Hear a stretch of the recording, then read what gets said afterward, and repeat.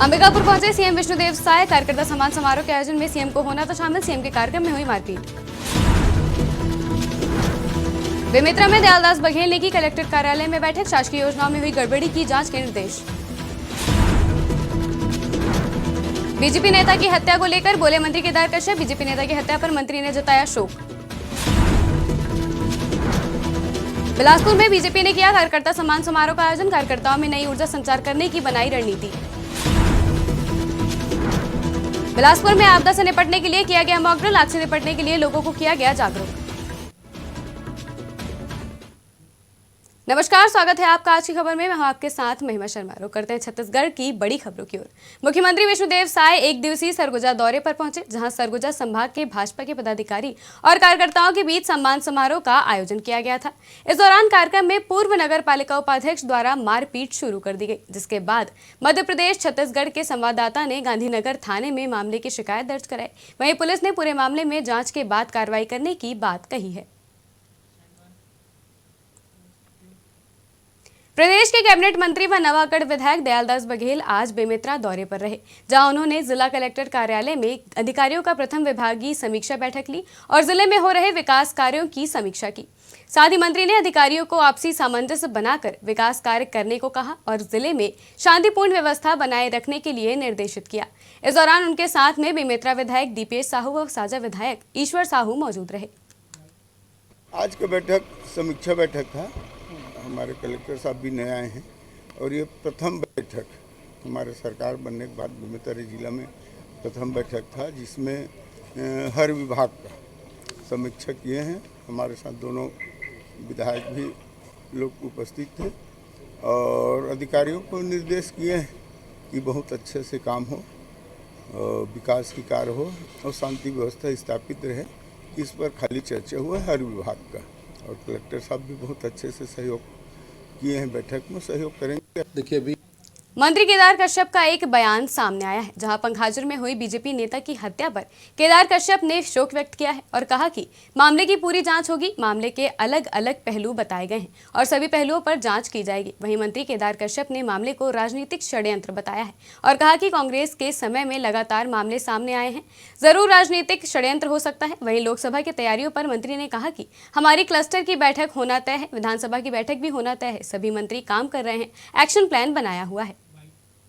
देखिए, अभी लोकसभा चुनाव होने वाले हैं और उसी विषय को लेकर के लगातार भारतीय जनता पार्टी के अलग अलग कार्यक्रम चल रहे हैं और निचले स्तर पर हमारे क्लस्टर की बैठकें होने को तय है और विधानसभा की बैठक होने को तय है और निचले स्तर पर जो रणनीति के तहत पे हम लोगों ने विधानसभा का चुनाव लड़ा, उसी रणनीति को आगे बढ़ाते हुए हम लोकसभा चुनाव के पहले बीजेपी ने अपने कार्यकर्ताओं के लिए सम्मान समारोह का सरगुजा और बिलासपुर संभाग में बड़ा आयोजन किया, जिसके जरिए बीजेपी ने अपने कार्यकर्ताओं में नई ऊर्जा का संचार करने की रणनीति बनाई। वहीं इस कार्यक्रम में प्रभारी ओम माथुर, मुख्यमंत्री विष्णुदेव साय, उप मुख्यमंत्री अरुण साव और विजय शर्मा, प्रदेश अध्यक्ष किरण देव सिंह, कैबिनेट मंत्री की मौजूदगी रही। इस दौरान कैबिनेट मंत्री ने कहा कि हम कार्यकर्ताओं की ताकत से इस बार छत्तीसगढ़ में लोकसभा की 11 सीट पर कमल के फूल खिलाकर प्रधानमंत्री मोदी जी को समर्पित करेंगे।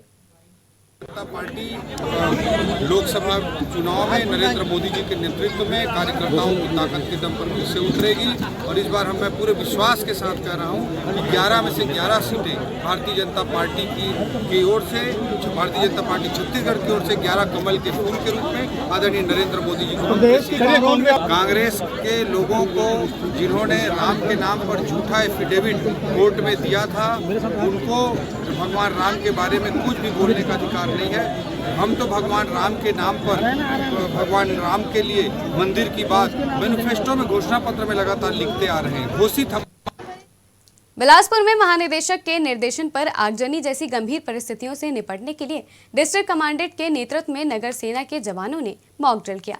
बता दें कि आगजनी जैसी गंभीर घटनाओं को लेकर नगर सेना द्वारा लगातार लोगों के बीच पहुंच आग से निपटने के लिए जागरूक किया जाता रहा है। इसी कड़ी में एक बार फिर महानिदेशक के निर्देशन पर स्कूली बच्चों के बीच पहुंचकर आग से निपटने के साथ ही आग पर काबू पाने का उपाय बताए गए, जिसमें स्कूली बच्चों सहित शिक्षक शिक्षिकाओं ने भी बढ़ चढ़कर हिस्सा लिया और जल्दी आग बुझाकर एक सीख ली।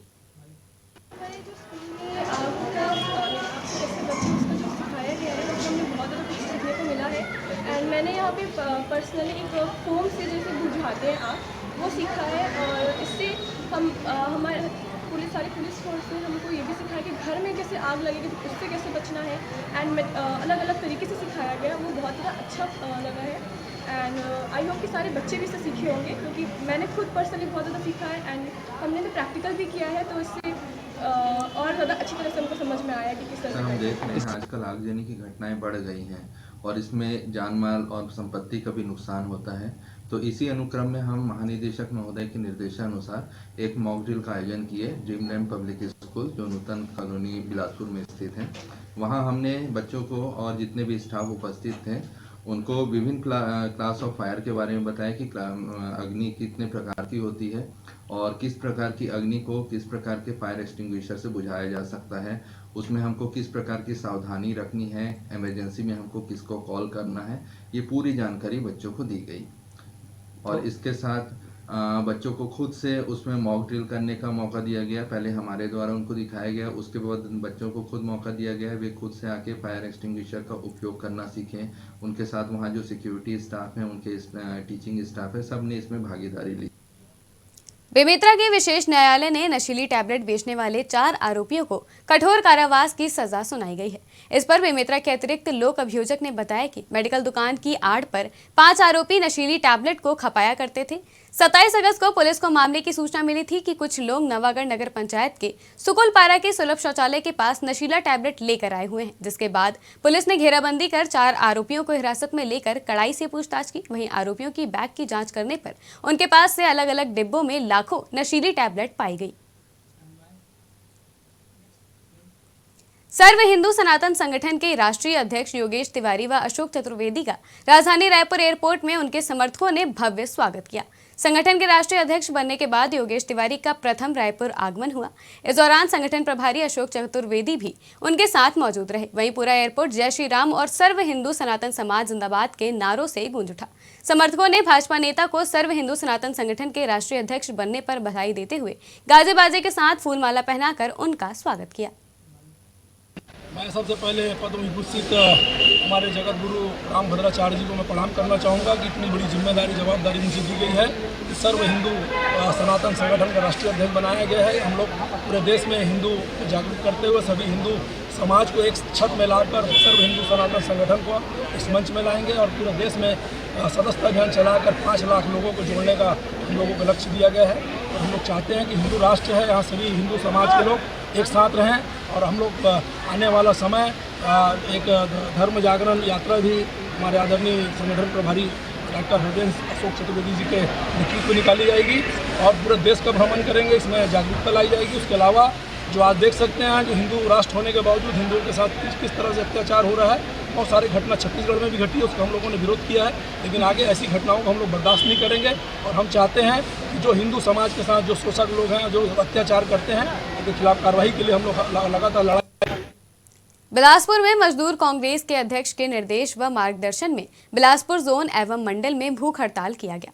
बता दें कि एनपीएस वापस लेने और ओपीएस की बहाली के निर्देशानुसार डीआरएम बीएसपी के सामने भूख हड़ताल की गई। इस दौरान हड़ताल में सैकड़ों की संख्या में लोग उपस्थित रहे। उन्होंने कहा कि हम शासन से बात करने की कोशिश कर रहे हैं, अगर हमारी मांगे पूरी नहीं हुई तो रेल रोको आंदोलन भी करेंगे। 2004 के बाद में जो केंद्र में या राज्य सरकार में जो नियुक्ति हुए हैं उनको पेंशन से वंचित रखा गया है। साउथ ईस्ट सेंट्रल रेलवे मजदूर कांग्रेस एनएफआईआर जो हमारा दिल्ली में फेडरेशन है, डॉक्टर एम राघवैया और तपन चटर्जी जो है उनके निर्देश के अनुसार आज साउथ ईस्ट सेंट्रल रेलवे मजदूर कांग्रेस बिलासपुर डीआरएम कार्यालय के सामने में 2004 के बाद में नियुक्ति हुए तमाम कर्मचारियों के लिए ओपीएस ओल्ड पेंशन स्कीम को लेकर आज भूख हड़ताल में बैठे हुए।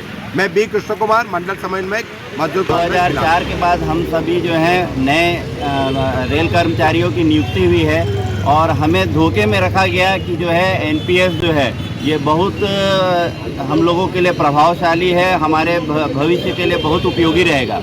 लेकिन जो है आज 2018 के बाद में हम सभी को ये पता चला है कि रेल कर्मचारी जो रिटायर हो रहे हैं उन्हें 500 और 1000 रुपये या 1500 रुपये इससे ज़्यादा का पेंशन भविष्य में नहीं मिलने वाला है, जो कि एक ये बहुत ही बड़ा अन्याय है। सरकार ने जो है हम लोगों के साथ छल किया है और जो सरकार के जितने भी सांसद विधायक और ये सब हैं, इन लोग जो है 2 दिन या 10 दिन के लिए भी रहने के बाद में जो है आजीवन पेंशन के लिए ये लोग अपना।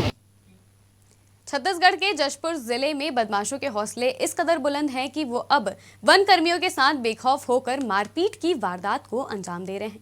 बता दें कि सन्ना वन परिसर में बदमाशों ने एक फॉरेस्ट गार्ड और उसके परिवार की पिटाई कर दी।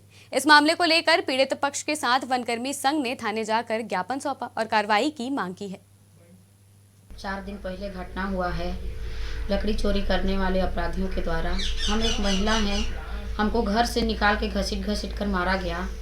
हम और एसटी जातिगत गाली देते हुए हमारे साथ मारपीट किया गया। हमको गलत तरीके से बाल खींच कर मारा गया और हम जब पुलिस थाना गए तो हमारे साथ कोई FIR दर्ज नहीं किया गया। और हम जब न्याय मांगने जाएं तो कहाँ जाए, हमारे प्रदेश के जो बड़े नेता हैं वो हमारे नज़दीक के रिश्तेदार हैं, फिर भी हमारी कोई सुनवाई नहीं हो रही है, ना हमको कोई न्याय मिल रहा है। आज घटना के 4 दिन हो गया, हमको कोई। कोरबा जिला मुख्यालय से कुछ दूर स्थित ग्राम किर्रा से एक वीडियो जमकर वायरल हो रहा है। इस वीडियो में ग्राम किर्रा के प्रधान पाठक खुद नशे में चूर होकर शाला पहुंचे। आपको बता दें कि ये वीडियो गांव वालों ने खुद बनाया है। ऐसे में लोग ये कह रहे हैं कि बच्चों का भविष्य बनाने वाले शिक्षकों का जब ये हाल है तो छात्र छात्राओं का क्या होगा। वहीं मामले में शिक्षा विभाग के अधिकारियों ने इस पर संज्ञान लेते हुए जाँच बैठा दी है। लोरमी में विश्वविद्यालय के निर्देशानुसार स्नातकोत्तर कक्षाओं इतिहास एवं राजनीति के विभाग ने सेमिनार प्रेजेंटेशन कार्यक्रम संयुक्त रूप से आयोजित किया गया।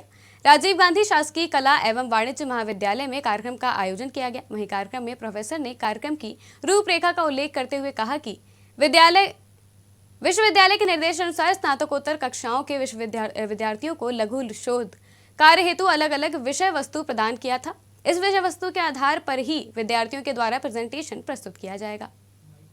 स्नातकोत्तर कक्षाओं में के विद्यार्थियों के लिए विश्वविद्यालय का यह निर्देश है कि आंतरिक मूल्यांकन के अंतर्गत सभी विद्यार्थियों को लघु शोध कार्य प्रस्तुत करना रहता है।